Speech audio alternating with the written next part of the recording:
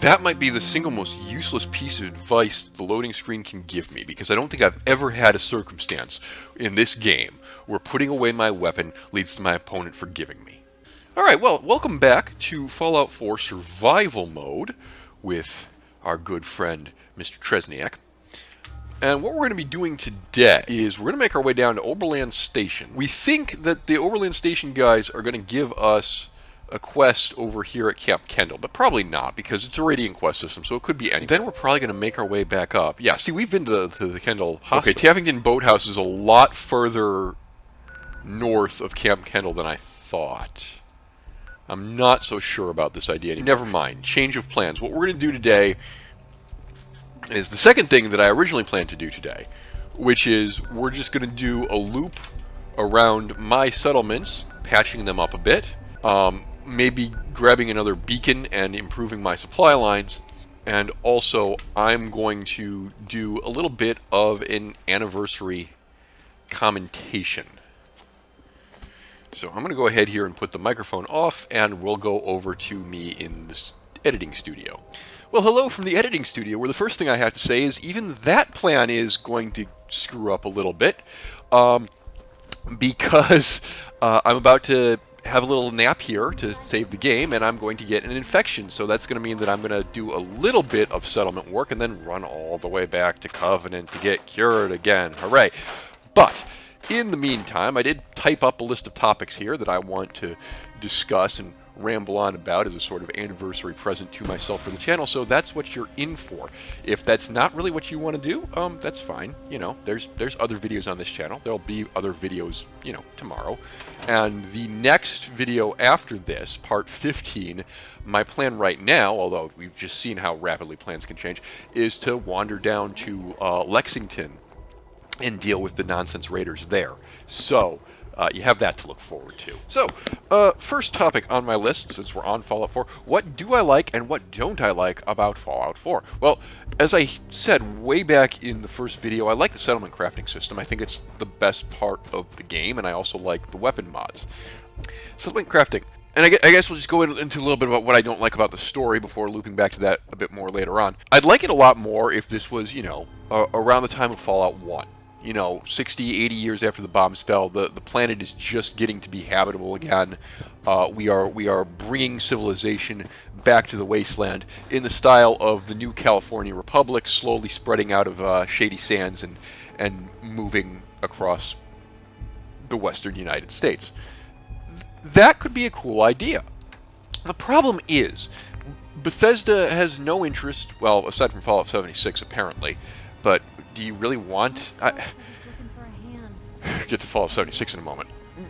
The Bethesda East Coast games need to be set for some reason some 200 years after the bombs fell, by which point civilization should be back. I should not be the one building all of these settlements and bringing civilization back to the wasteland. I really do like, as the game goes on, you're going to see this spider web of settlements spread across a lawless and hostile land. And I'm literally bringing civilization back. I like this concept. It's just the time period is straight up wrong, and there's really no excuse for why Diamond City hasn't spread out beyond the baseball stadium.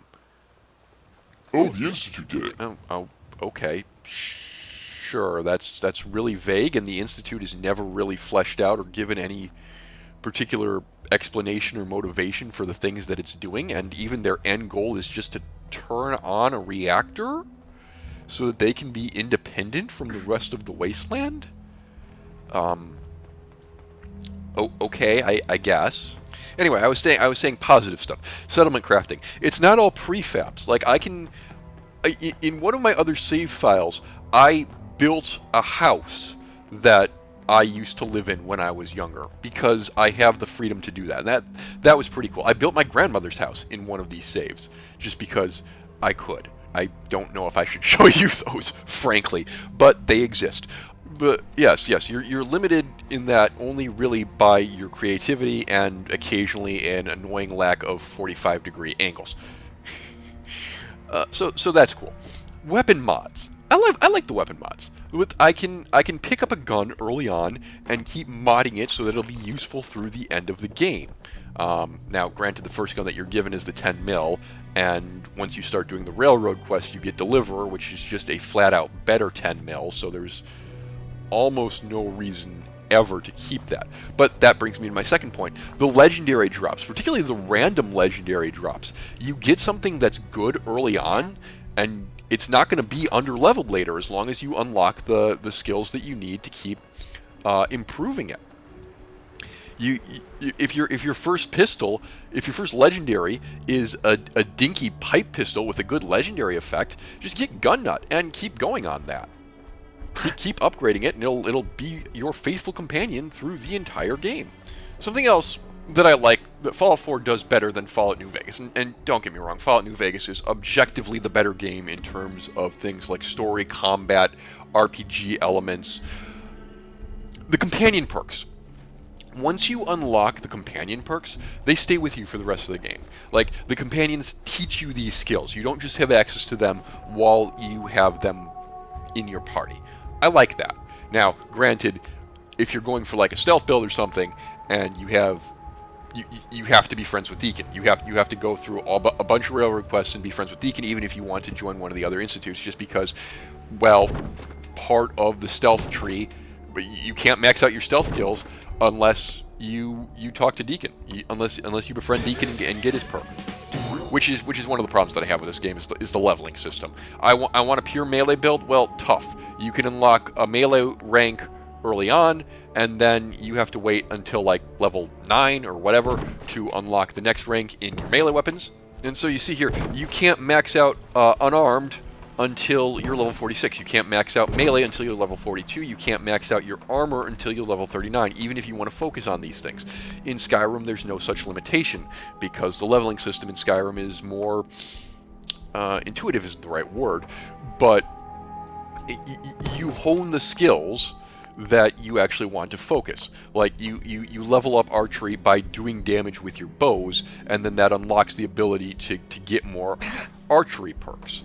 So you don't have to wait until you're level 40 to max out the archery tree, if you're just a pure archer build. Whereas in Fallout, particularly in Fallout 4, you're forced to spread these perks around. And this isn't the case in a game like New Vegas, where the experience gain is exactly the same as it is in Fallout 4. You get it for doing quests and killing enemies. It doesn't matter how, but you can allocate your points however you want. So I could run around in Fallout New Vegas killing everybody with energy weapons, but then allocating all of my points in guns and maxing out my guns by level 6. Now, okay, Fallout New Vegas also does have perks that are level locked, so you can't unlock, endgame perks right at the beginning. But I don't think those are directly correlated to weapon damage in general. There are a handful of perks at levels 6 and 8 that are a 1 rank bonus to certain types of weapons, and that's basically it. Another complaint that I have about both Fallout 4 and the more recent editions of Skyrim is they added survival mode in later, and they don't give you any perks or abilities, anything that you can unlock in either game's level up system to make survival mode more easy, whether it's being able to go without sleep for longer, or being more resistant to the cold in Skyrim, being more resistant to disease, particularly in Fallout 4, where diseases are really annoying. It's an afterthought, and it shows. Speaking of Skyrim and Fallout, how is there still this much ammo lying around? It's been 200 years, or so you say. I get it. This is America. We have a metric ton, scientific term, of ammo.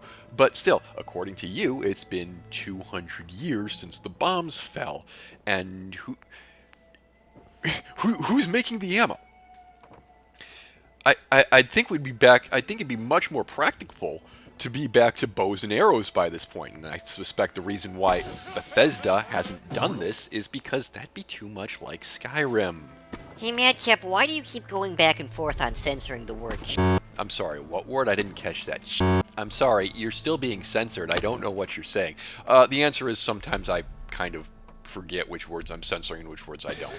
Okay, a while ago I was complaining about the Skyrim Fallout 4 story, and I said I'd get back to that, so here we go, we're going to get back to that right now. Spoiler alert, Mr. Tresniak, at least right now, my plan is for him to join the Brotherhood of Steel.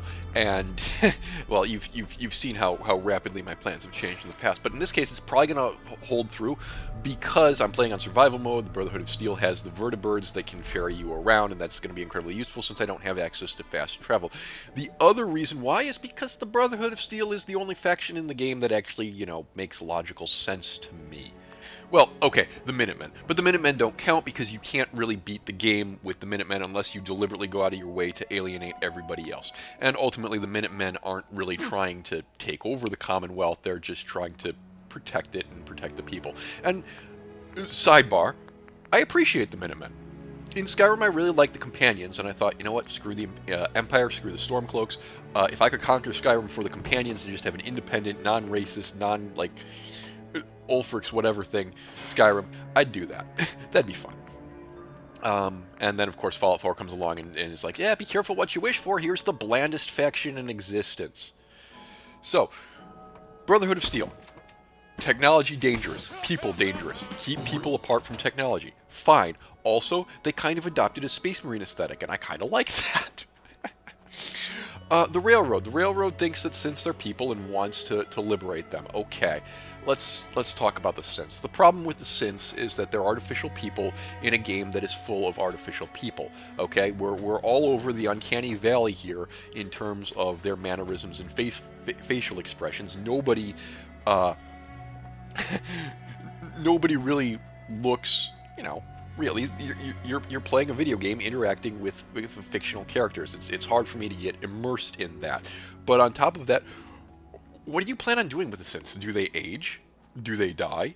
Do synths, like, feel love? Do they want to procreate? Can they procreate? That'd be weird. Questions the game doesn't really bother to answer. And then what? Same thing and even more damning with the Institute. And then what? They just want to hide in their bunker and do science all day and release super mutants out into the wasteland because we have to have super mutants in a frickin' Fallout game and they have to be mindless brutes because that's what they were in the first game. I hate what Bethesda does with super mutants. They're just goddamn bullet sponges, and I despise that. But yeah, so what is the Institute? What is the point of the Institute? When you go talk to Caesar in Fallout New Vegas, he gives you the Hegelian dialectics and explains why he's doing what he's doing. And it's terrible, and it's horrible, and it makes sense. The Institute is like, yep, science. We're the think tank from the Fallout New Vegas DLC that's name is escaping me. For a Big Empty. What is the actual name of that? Old World Blues. Oh. Okay. That was a fun, quirky side faction. What is this? I don't get it. It does bring me nicely to the topic of DLC, however, and Fallout 4 has 3, what I think are pretty decent DLC expansions.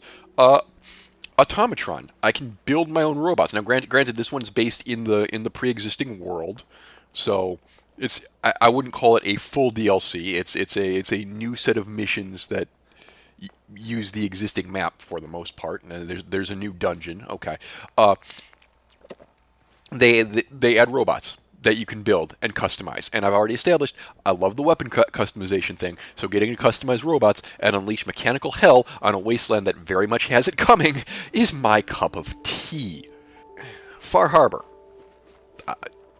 Cool. You weaponized radiation, and you made factions that, you know, aren't concerned with being in charge of the Commonwealth. They've got a more local dispute that needs to be resolved, and there are ways to go about doing it, and it's even possible, if you want, you can take a morally questionable route that ultimately results in peace between the 3 factions, something that is not really possible in the base game unless you do a very complicated exploit where you memorize the various quest trees because the point of no return for one of them is after the point of no return for another.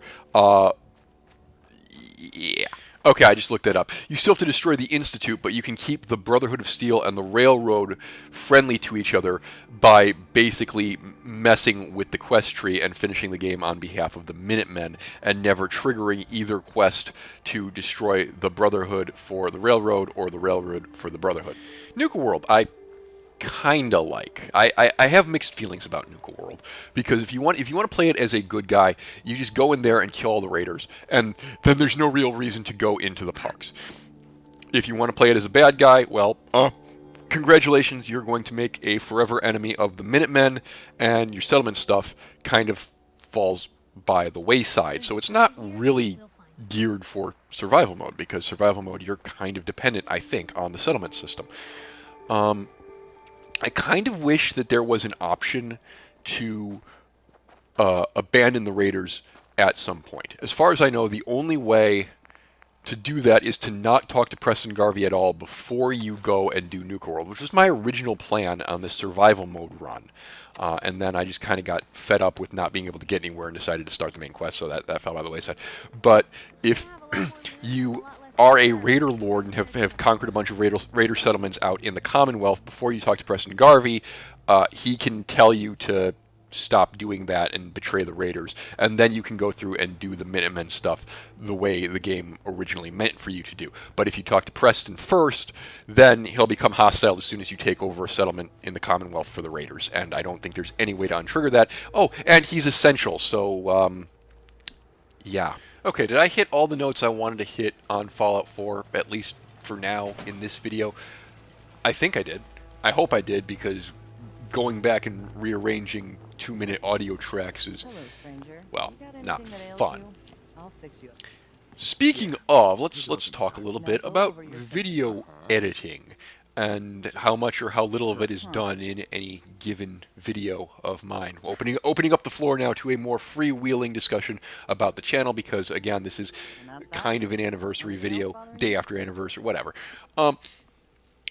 As you know, if you've gone and seen them, the first couple of videos on this channel were not edited at all. I only started editing them because I got interrupted in the middle of one of my early videos with a phone call and had to just stitch two recordings together to get around that. And then just as well that I got recording software, because right after that I started doing Portal Reloaded. Hey, remember that. So I'll circle back to why Portal Reloaded never finished in a minute, but that had interminable loading screens and I ran out of things to say. Why Portal Reloaded never finished? Basically, I forgot to record while I did one of the rooms, and then I never went back and got back to that point to finish up there. But you know, I wanna keep you entertained. I don't want to give you too much dead air. Particularly, again, the channel started on Civ Beyond Earth, and I don't have that much to talk about when the AI is taking its turn if it's not at war with me. So that was really where the process of cutting around things started with. Some people like videos more edited, so it's only the action. Some viewers like to see everything, and for the most part, I try to go for a happy medium. Some of the Final Fantasy VI videos are edited a bit just to try to avoid tripping the copyright flag, because it seems to crop up there more so than in other games. If I'm wandering around and not really doing anything and commentating on what I'm doing at the time, I will go ahead and skip through that. Obviously, this video is somewhat of an exception to that. This is turned into sort of a podcast with unrelated words on the screen. My general feeling is that if I'm on the fence about whether or not to keep something, like my aborted attempt at the beginning of this episode, I was talking about maybe going down to Oberland Station and then maybe Camp Candle, depending on what the Radiant Quest system wanted to do.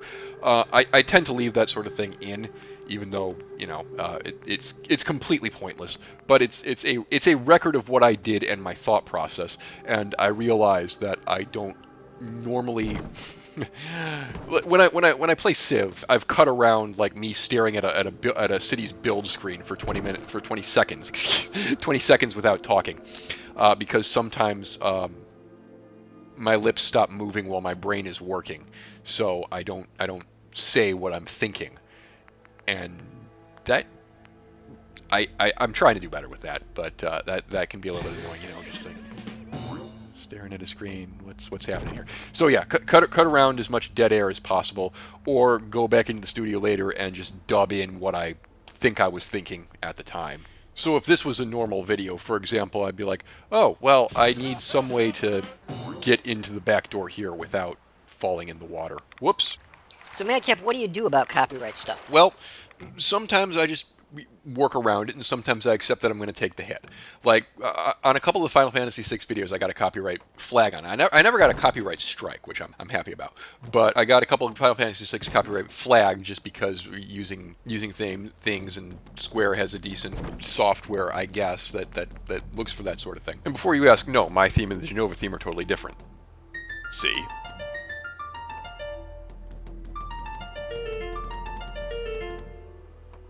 Likewise, Vampire the Masquerade Bloodlines, they're playing copyright songs in the various clubs, and yeah, I edited around that as much as I could. I played some of the audio backwards, but I want to be able to show you the dialogue and let you be able to follow the story if you've never played the game before. And sometimes that just means I'm taking the hit there. And I tried to do a couple of these things, a couple of videos that are copyright free, a little bit more. But in general, like Part With Your Vampire, I just gave up and said, all right, you know what? I'm not getting in trouble for this. I just can't monetize these videos. I didn't monetize these videos anyway. I wouldn't monetize these videos unless I got, like 100 views per video as a regular thing, and even then I'd make like a couple cents.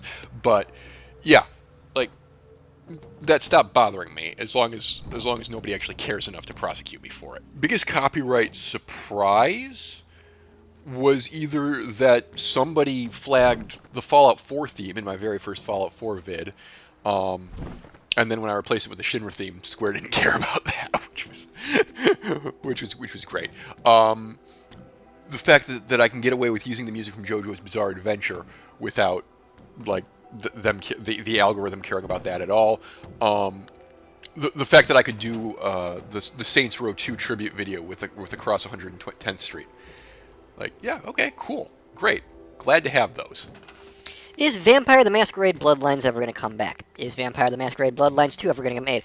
If Vampire the Masquerade Bloodlines 2 ever gets made, I will play it on this channel. Will the original game come back? Yeah, at some point I'll figure out how to be able to make it run on the computer again. Will I necessarily be able to pick up that character again? I hope so. I guess I could just, like, save that save off-site if I decide I need to uninstall and reinstall the entire game. But that was a little bit frustrating. I do think, with the benefit of hindsight, that it was a mistake to have gone through, done my first playthrough on the channel as a Malkavian, because like that's not what you're supposed to do. When you play the game, you're not supposed to do your first run as a Malk or a Nosferatu. I almost said Nazi, and that in my vampire video that came out as Nazi one time, and don't want to. Madcap, you're laughing about the... Yeah, okay, just stop. But yes, I definitely want to do a vampire run as a Bruja, a Tremere, a Toreador, and a Ventru. Those are the other clans that have my interest. Gangrels and Nosferatus, not so much. They're just not really my cup of tea. The thing that makes me a bit apprehensive about having too many alts in Vampire is that that's a very linear game. Skyrim, as you'll see when we do our second run in that, there's other places to go. It's not linear. It's open world. Same thing with Fallout 4, which is why Mr. Tresniak here can be running around building settlements while Georgia goes off and does her thing. Vampire, it's Santa Monica, and then downtown, and then Hollywood, and then Chinatown, and then the endgame. And there's very little leeway. It's just there's some degree in difference in terms of how you can do things, but there's not a lot of variation in the order in which you do them. The other thing I don't really like about Vampire is the gunplay. It's just not. They're using the Half-Life engine, which is weird because Half-Life itself has pretty decent gunplay, but in Vampire Bloodlines, you have a very limited amount of skill points. It's not so much a level cap as like I don't think enemies respawn. There's a limited amount of skill points that you can get as the game goes on. So do you spec into melee or do you spec into guns or do you try to do both? If you spec into melee, the end of the game is going to be incredibly difficult. If you spec into guns, you're going to have hell in the early game. So, Madcap, when video games are working properly, how do you decide which ones to showcase on the channel? It's entirely up to my interests. It's why Fallout 4 was dead for quite a while because I just like didn't want to have to tackle it. Now, right now recording this, I have about a 2-week buffer. So like I did a couple Fallout 4 videos in a row, I did a couple Diablo 3 videos in a row, and then I just upload them to YouTube and stagger their release date a little bit. You can kind of tell with the ads at the end of the video because I try to have something from an upcoming video stuck in there as well, so you can kind of see what's been recorded around the same time. There's a series coming out. The second Skyrim series is going to come out in June, and all the ads on that are going to be really old because I've already uploaded those videos and uploaded them to YouTube. Well, uploaded the first 3 videos. I'm working on the 4th, and those are going to be like staggered every Saturday until I run out of material for those. And that's how that's going. Basically trying not to do too much of the same thing in a row. Saints Row, for example, has morphed into a Friday thing just because I noticed a while back that the videos were coming out on Fridays, so I just kind of renamed that or rebranded it as Fridays with the Boss. What's going to happen with Saints Row once Saints Row 3 finishes? I might go straight into Saints Row 4, but probably not. I'll probably do a bit of screwing around in both Saints Row 2 and Saints Row 3 before we go on to the next thing there, just because I've had a couple of things I wanted to go back to in Saints Row 2, and I didn't really want to either interrupt the flow of Saints Row 3 or have to keep manually rearranging all the Saints Row playlist. Nor did I really want to make a separate playlist for Saints Row 2 and Saints Row 3. So, Madcap, which game is better, Saints Row 2 or Saints Row 3? Well, it took me a long time to get used to the change in the driving controls between the two games. I was really used to the driving in 2. I wasn't really happy that they changed it in 3. And when I finally got to a section where I could drive in 4, you'll have to wait for that. I was annoyed that they had kept the same driving mechanics there. Nowadays, I've played so much 3 that I'm much more familiar with the driving mechanics in 3. My repeated motorcycle crashes in that game notwithstanding. Obviously, the graphics in 3 are better. 3 crashes less. 3 has jiggle physics. That's always nice. Oh, one thing 2 does better is the layered outfits. Like you can have, you can choose your own undershirt and a coat and a shirt in between those two, and you can swap those out. Whereas in 3, it's all just one outfit. So if you want to wear a green shirt with a blue jacket sometimes and a green shirt with a red jacket other times, you have to buy 2 different shirt and jacket outfits. You can't just buy the same underlying shirt. That just struck me as dumb. So, Madcap, you brought up jiggle physics. What are your thoughts on fan service and modding the game to make it hotter and sexier? Well, there's a time and a place for fan service. Look, if the game gives me the option to put the boss in a bikini, I'm probably going to do that at some point. It did. The remaster shockingly makes the string the lines on the string bikinis disappear, which looks like that's a bit too risque for me. Sexy mods, you're not going to see too much of that. He says, as the camera pans right across Piper's chest. Okay, yes, I did stick her in the harness because it shows more skin. I admit, I admire the female form, and I don't mind being encouraged to play video games based on, shall we say, tantalization. I don't want to have to lock everything behind an 18-year-old age restriction. I may briefly show you a bit of footage from my original old Skyrim, heavily modded Skyrim. I do have some sexy armors in that. If I need to compare endgame content, because, well, that's what my endgame characters are wearing. Sorry. So, Madcap, is the reason we're not seeing more Cyberpunk 2077 on this channel the fact that you can't see the female PC's ass? Well, no. The reason you're not seeing more Cyberpunk 2077 on this channel is because it's a very mediocre shooter with mediocre RPG elements and a very buggy engine in a story where you're not the main character, the celebrity voice actor is, and you die at the end. Same reason why we're not seeing Fallout 3 on this channel. Badum tish. No, but seriously, there is another Cyberpunk 77 video in the work. I just have to record the second half of it. That'll happen when it happens. Next question. Madcap, what is your favorite video that you've put out? Oh, that's easy. It's Fallout 4 Part 3, The Many Deaths of Me. I didn't really know how I was going to go about handling bits where my character dies. And while I eventually moved away from the Life 1, Death 1, Life 2, Death 2 system and the different, like, little, slightly different video effect, like overlay, color coding, whatnot, to make it clear whether this life was going to end in death or not, because I wanted to bring some of the suspense back. But I like that concept of just kind of getting through the highlights of the death, and also the voice that I used was kind of an homage to Mitten Squad, because, well, it just go back and listen to it. That's obviously what was going on there. My first modified gun is a lot like my first car. I would love it and treasure it until a better one came along, and in the meantime I would give it a name. They accepted the dare with a hail of automatic gunfire. I ran for my life. I was hungry, I was thirsty, I had died twice. The screws, which I had come out here in the first place to find, were forgotten. I was on a mission. Etc. Yeah, eventually I just dropped into that speech pattern and rolled with it. It was appropriate. He's done a lot of Fallout 4 videos. Anyway, yes, that would definitely have to be my favorite normal video. I also quite like the Saints Row 2 tribute video I mentioned before, using Across 110th Street as the background music, although I don't think I did as good a job as I could have, just doing like a constant shifting orgy of montage of an orgy of violence over those staccato notes at the end of the chorus. Well, you know, there's always another. There's always next time. My least favorite video. Well, my least favorite video up here is the one, like, I think it's Civ Season 4, Episode 4, the one that I just acknowledged is not edited at all. I like to edit the Civ videos at least a little bit just to get rid of some of the dead air. Of the ones that are still part of an official playlist, it's the Fallout 4 Rage Quit video. That was immature and unprofessional, and I don't really have an excuse for what happened there. Okay, hang on. We've got a slight interruption here as it looks like something's about to happen.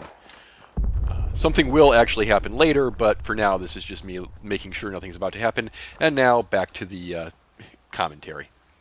Okay, Madcap, the question that everybody's been waiting for. Do you think that your orc named Sue accent is actually any good? No. How is that even a question? As I mentioned in some video somewhere, it is a terrible Blackadder impression, Digitally lowered. That's all that it is.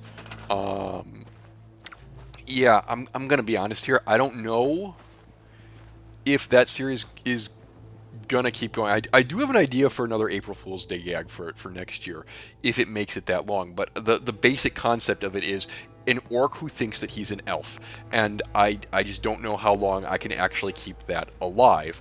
And the other thing is, as I mentioned in the April update, the viewership figures for that video just, you know, they're in single digits, whereas a bunch of other stuff, you know, at least gets double-digit hits. I don't know if that's because people don't like it or because they don't. They just get too much of it. They wait for the compilations because, you know, the compilations actually have more than 10 minutes of content. I do kind of like having that around, is like, okay, here's a little, you know, 10-minute couple of jokes to fill time if I'm running low on videos for the week. I did spam it way too much at the end of March because I was just like burning through as much as possible before we did the Fallout gag. And I have never deleted the raw gameplay footage from the first recording block, chapters 1 through 5, from my hard drive, just because at some point I've slowly started going back and re-recording some of the lines there to make it more consistent, because some of the lines were left in from my original in-game voiceover, and some of the lines were me sort of trying to work the Sioux accent out. And as I mentioned, I also have the second recording block, chapters 6 through 12, that I did in the Barbarian voice. The odds of me actually going back and re-recording all of that in Sue's proper accent. That's not Sue's proper accent. Well, Final, there we go. This is my proper way of speaking. Yes, the chances of doing chapters 6 through 12 in the normal voice and not the barbarian voice are, well, about as existent as the chances of me romancing Malakath, which is to say, not very likely. Madcap, do you have a favorite part of Orc Named Sue? Well, I mean, the April Fool's Day gag was a somewhat impressive bit of logistical work. First of all, we had to make sure that the Song of Boromir, which looked like filler, was going to get to an appropriately inappropriate point right as we got to the orphanage. And then, as I said, Grella didn't have the damn book on her.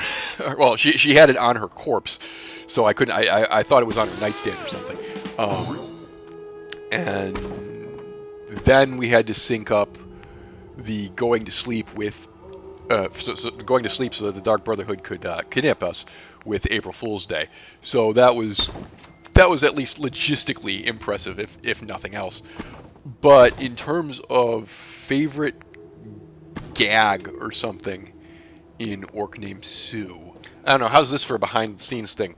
There's a stealth edit. It's only available, and you can only see it in the compilation video.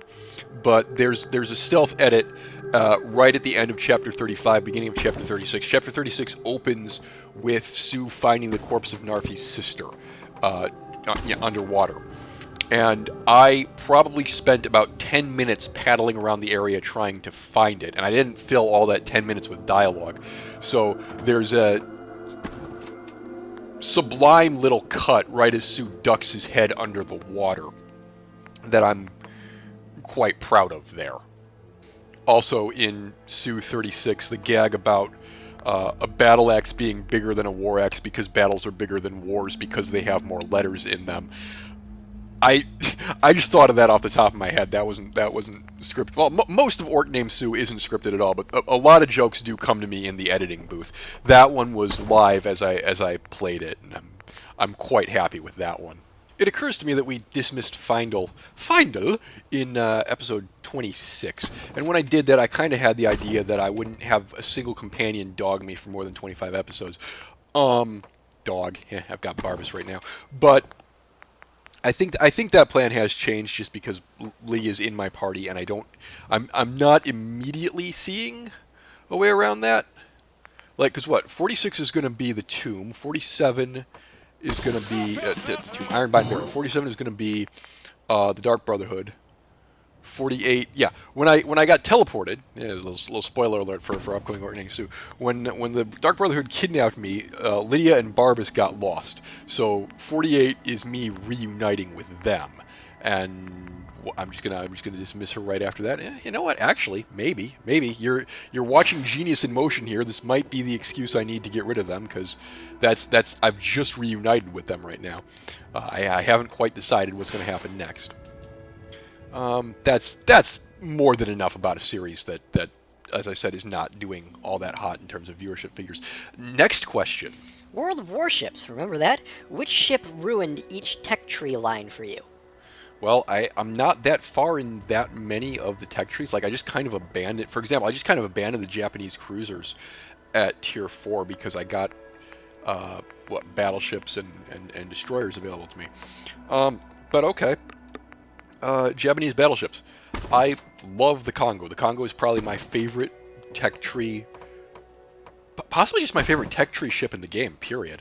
The Fuso is monstrously slow. I don't like it. Yes, I understand that it has a lot more firepower than the Congo does, and I think its guns are more accurate, but just going from having one of the fastest battleships at its tier to something that feels like an American BB, no, I'm sorry, this isn't for me. Speaking of American BBs, yeah, I never got into that line because they're so slow. I got the West Virginia, like, with the game, and I got the Texas in my first super container, I think.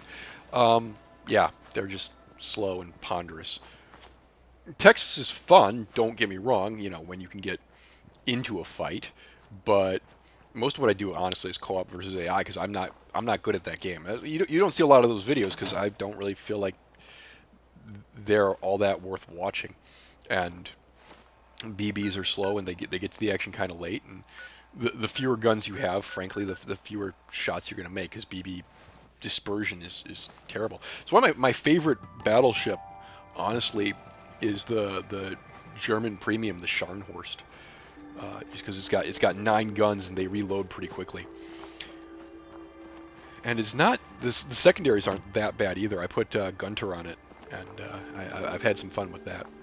But speaking of German BBs, the Bayern, like, just, well, the point of German BBs is they're horribly inaccurate, but they have great secondaries. But just the horrible inaccuracy is really killing that for me. And I know the Gneisenau is after the Bayern, and the Gneisenau is mimetically terrible at hitting the broadside of a barn door.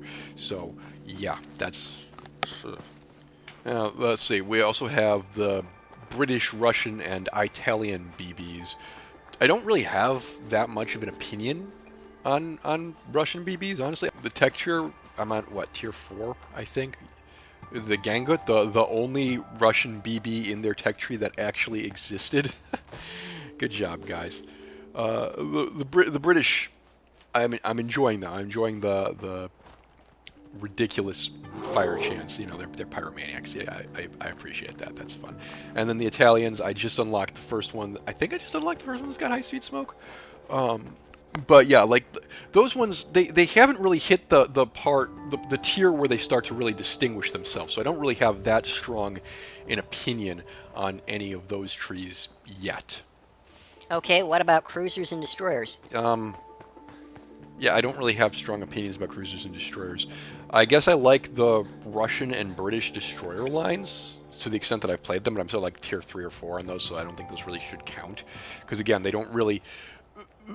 really don't get any sort of like national bonuses or they don't get their unique identities until later on. So it's a bit of a crapshoot, which is actually a criticism that I have about the game, because you don't really have an instinctive feel for how these things are going to handle until you've sunk hundreds of hours into them.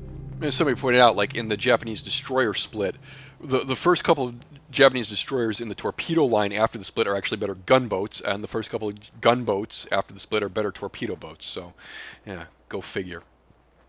Okay, so we're coming up on the part where something happens, and I didn't have my microphone on when I recorded this footage, because why would I? I wasn't expecting anything to happen. So I'm going to demonstrate the process of basically doing a voiceover in the studio and pretending that I'm recording this live as I play. Cams buff out. Shotgun shell. Lovely. Alright. Dodge. Okay. Headshot. This is nice and low level. I love this. Okay, now. Better in our hands anyway. Where is the other one? I definitely heard. Oh. Okay. Where are you? Found ya. Are you the only one? I think you're the only one. Okay. Oh, I have a critical. All right. Don't have to worry about that 11% chance to hit. Good night. What? You've gone up into orbit. So yeah, simple as. I've definitely done this a couple of times when I've like been unclear or stumbled over words or started one thought in the recording booth and bumped up against pre-recorded lines. I have had to dub over those, or just didn't have the microphone on. No, I couldn't give you any particular examples off the top of my head, but this is definitely happened before. I think there's a Saints Row 2 section where I'm doing like Snatch or something. I'm driving around. I know I'm driving around the downtown area at night, but I was looking through the voice lines and the old Saints Row videos trying to find it, and I didn't. But I know I did. So good luck if you find it. I've ruled out the hostage vehicle hijacking thing at the end of video 1 and the snatch at the end of video 3 because I can hear the keyboard clicking in the background in both. Okay, here's one where I've actually used this in an ad in Deep Rock Galactic when I say I've done that typical dwarf thing where I dug too deep and got too greedy. Where I dug too deep and got too greedy is an overdub. I got distracted by finding my teammate. Okay, that's enough yammering about some studio fakery. Come on. Okay, hang on. I'm going to interrupt this rant for just a second to talk about Fallout 4 again. Here we have a dead settler dressed as a mailman. This is very obviously not a mailman who died when the bombs fell, because those people are skeletons. This is somebody. This is a current settler who tried to set up a mail delivery system out here. Somebody else is attempting to do civilization stuff, and yet there's no sign of it anywhere in the game. So what is this world building? Oh well, there were other people who were trying to bring back civilization, but they all died. Oh okay, I guess. Other games. Final Fantasy VI. Yeah, Madcap, why is it taking so long to do anything with Final Fantasy VI? That's a good question, considering that I enjoy the game every time I play it. It just, I know I said it was a blind playthrough, and then I wound up reading some things about it on the interwebs, so oh well, it's not a blind playthrough. After that, we're going to go back. I have a plan to just do the early Final Fantasy games in reverse order. So after 6 is done, we're going to do 5 and then 4, etc. And basically watch the franchise be unbuilt. I think I mentioned in the most recent video, I like that it seems to be a bit more intuitive than Final Fantasy VII, because, like, we didn't screw up getting Gao. And in Final Fantasy VII, there was no way that we were going to get Yuffie, I'm still not sure about that, without a strategy guide or an internet reference in front of me. So I'm sure there are going to be plenty of like Easter eggs and super duper powerful things that we're going to miss there. But on the whole, it seems a bit more idiot friendly. So I appreciate that. Okay, and I think with that we've exhausted every topic except for Civ Beyond Earth. Wait, what about Kerbal Space Program, Beam and G Drive, and Kingdoms and Castles? Well, they exist. I just, I don't have that much to say about them. There'll be videos on those at some point. I mean, Beam is at the end of the month, and KSP and Kingdoms and Castles as needed. Civilization Beyond Earth. Yes, that's what we started the channel with, and we kind of drifted away from that. Why? Well, because I guess editing those videos always seems to take longer than editing anything else, and I really don't know why. It's just a combination of, okay, there's a gap in the voice track here where I'm not saying anything, but I have to actually go and check and make sure that the computer isn't doing anything important, or am I just like not speaking when I should be? That's my guess as to why it takes longer. It's been a hot minute since I've edited one of those, so I don't actually have a better answer. Check back in next time. Is Civ Season 5 going to be the last Civ season? No. First of all, I want to do Civ 5, at least one run on that. Whether that's going to be the next Civ thing we do or not, I don't know. I mentioned a while ago that there is a plan to run Civ Beyond Earth Season 6 and 7 simultaneously, just because it's a Project Gemini reference. Those two missions, 6 and 7, launched simultaneously, and the gimmick of Civ Season 6 is going to be twins. Like, there's going to be 2 of every leader on the board. Spoiler. And I'm thinking Civ Season 7 is going to be a marathon game that I'm not in any particular hurry to finish. Not like I'm in any particular hurry to finish Civ Season 5, so that might not be the best example in the world. I should explain what marathon is for those of you who don't know. It slows down the time frame, so instead of 6 turns to build a military unit, now it takes 20. Basically puts an emphasis on growth multipliers as opposed to additives, and unit conservation, because everything takes a lot longer to build, so you got to be really careful about not throwing stuff away. And like I said, that would probably take many episodes and easily be the longest running series if Orc Named Sue wasn't done in 10-minute chunks, which it is, so I guess it wouldn't be. Civ power tiers. Let's be clear about this. Hutama's at the top. Samatar's is actually pretty good. It's a 10% growth rate when you're healthy, which is probably going to be more beneficial in Marathon. Maybe I'll do a Marathon with Samatar. Arcia also has a really powerful late game one, although it's really late game only. Suzanne Fielding's speed up your spies magnificent.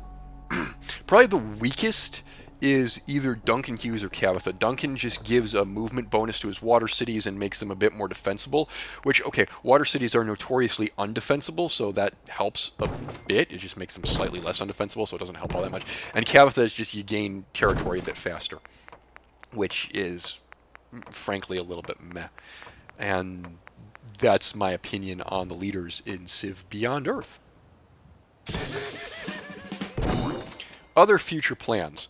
Well, I have this insane idea for Fallout 4, and it's really going to depend on how enthusiastic I am about finishing, doing Georgia's run, which is to do 7 more Fallout 4 runs. Yes, 7. Yikes, scary. But one with a focus on strength, one with a focus on perception, one with a focus on endurance. You get the picture. Whether that entails not delving into the other special attributes at all, or only doing so like once every 5 levels or something, I haven't made up my mind yet. Thinking about like a no guns run for Fallout 4. Thinking about a no magic run for Skyrim. Just because the Skyrim run that you're getting in June is a run on both legendary difficulty and survival mode, and the amount of time I have to spend using that healing spell is impressive. So yes, I thought that the Skyrim run without magic would certainly be a self-imposed challenge and something that could very well happen. Something else I'd like to do, and I think it got enough audience interest to be worthwhile, is more in the pub crawl series, which is me playing public games. I didn't talk about Diablo 3 at all. Well, we're almost out of time here. Will I do any Diablo 3 on a public server? It's possible. I've been considering. I want to finish the story, and I probably want to do as much of the season without like interference. But yeah, to answer that question, yes, it's possible that we might do something on a public server in Diablo 3, as well as StarCraft and Deep Rock Galactic. I see I have 25 seconds to talk about Deep Rock Galactic. So, classes ranked. Engineer first, because auto turrets, haha, funny. Driller, I like up close and personal. Gunner, yep, definitely a fan of machine gunning aliens to death. Scout in dead last, because, well, it's not my style, really, which actually probably explains why I don't really do too many destroyers in World of Warships. And that is basically going to take us through the end of this video. So, thank you for watching and listening to me ramble. It's been somewhat entertaining for me. I hope it's been somewhat informative for you. And I will see you next time. And now a word from our sponsor, me! I did that typical dwarf thing. Hey, it's you. Where I dug too deep and got too greedy. Show me a fence, or crash the car. One of those two things. That's fine. Because a war axe and a battle axe are, of course, different things. A battle axe is bigger than a war axe because, as everyone knows, battles are bigger than wars. They have more letters in them.